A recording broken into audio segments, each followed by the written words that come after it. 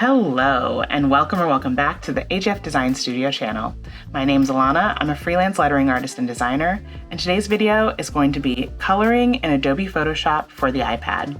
We're going to be looking at a few different methods for using color in Adobe Photoshop for the iPad. You may have seen that I also have an Adobe Photoshop for iPad for Beginners tutorial, so be sure to check that out. So grab your iPad and let's jump in.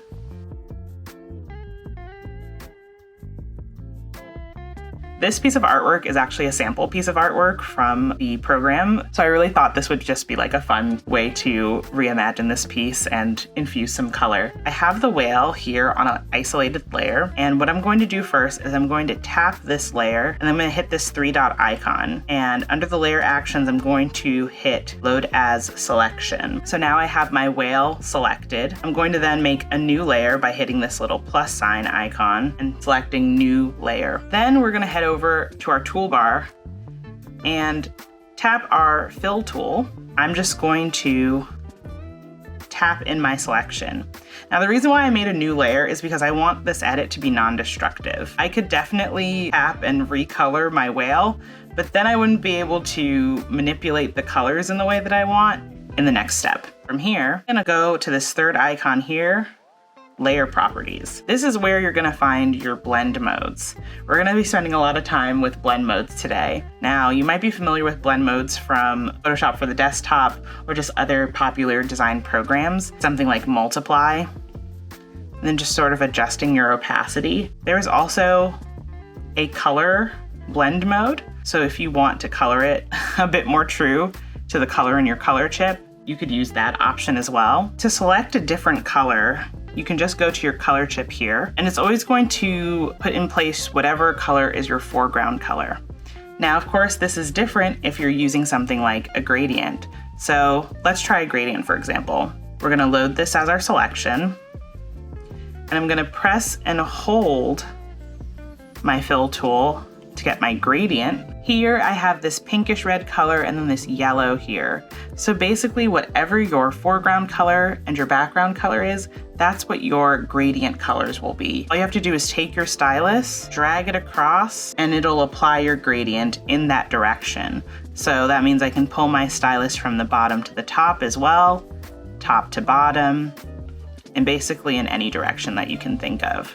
I can scroll down to that color blend mode, and now we have a gradient colored whale. Now, what if your subject isn't already nicely, cleanly isolated the way this whale is? You can still utilize other selection tools. I'm gonna take a look at something like object selection, and we're gonna use object selection to isolate our clouds. Now, I've selected this first cloud, but I want to keep selecting. If you wanna add to your selection, you can select this second box. It sort of looks like two boxes merging with each other. That is an additive selection, so you can add to your selection without it deselecting what you've already done. This is nice. It's got the two big bundles of clouds there. So I'm gonna make another new layer, and I'm gonna do that same thing with our gradient. Next, we're going to look at non-destructive coloring with clipping masks. I love using clipping masks. They're a great way to non-destructively edit your work. When I say non-destructive edits, I mean edits that you can change your mind about later, basically, without altering the pixels of your main image. A clipping mask is something that you can create above any of your layers, and it will only affect the layer directly below it. So how do we create a clipping mask? We can start by hitting this plus sign icon and going to New Layer.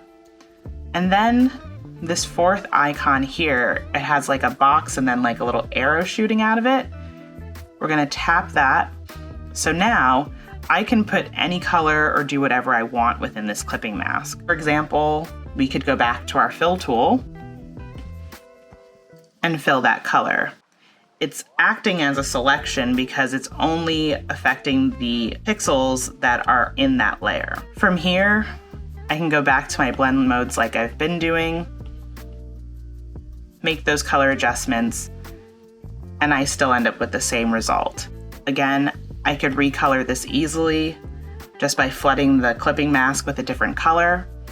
And any way that you want to color your clipping mask, feel free to do that. You could use brushes, you could use the fill tool.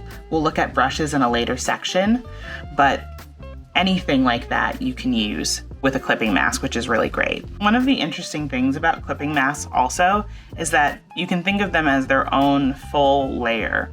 So it has a bounding box and it can be transformed and moved around. I will also say that because your clipping mask can move around independently, I like to group it with my layer that I want it to apply to. So I'll use something like the touch shortcut here.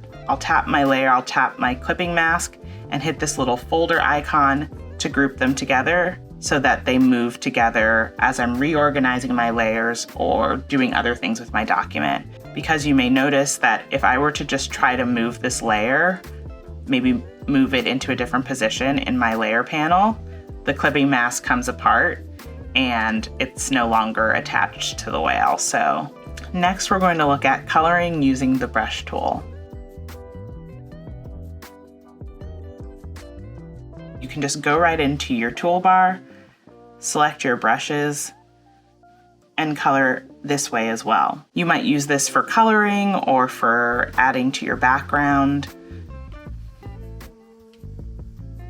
So a way to make it look like the whale is going through the rings, I could use something like a layer mask. I'll tap this, I'll hit my 3-dot icon, I'll go to copy layer, and then underneath the little swirl, I'll paste this in place. Use my transform tool to realign this. I'm going to click this 3rd icon here. Now I'm just going to use black to hide the parts of the whale that I don't want to have show. I can use any of the other techniques that we already saw, like with clipping masks, to recolor the whale, but this time with my brush tools. Next, we're going to look at coloring using adjustment layers.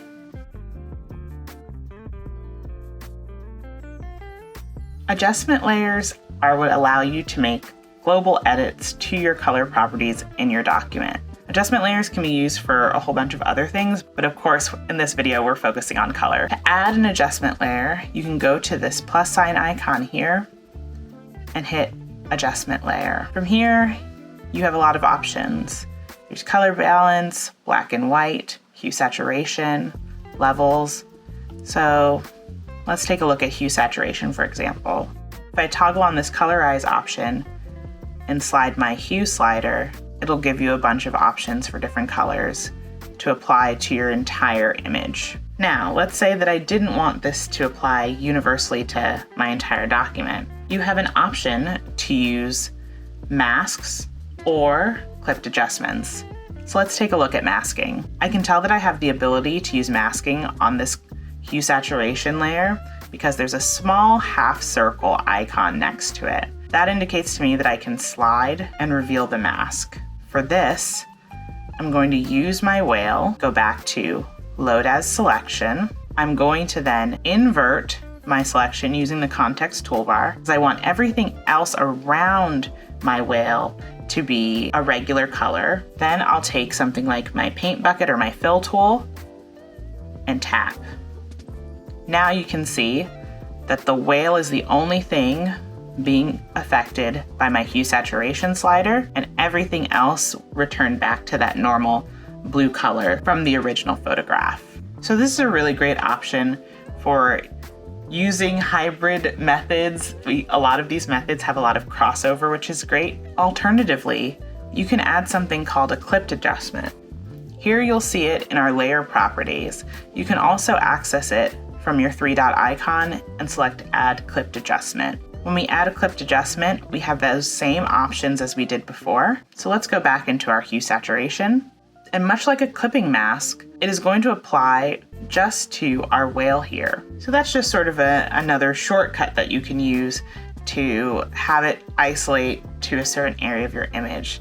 It's a workflow that I enjoy a lot, so be sure to give it a try. I really hope you enjoyed this video. Share it with a friend who's learning Adobe Photoshop for iPad. If you want to learn more about Adobe Photoshop for the iPad, you can check out my beginner tutorial video in the description box below. Leave me a comment with any questions that you might have, and I'll see you guys in the next one. Bye!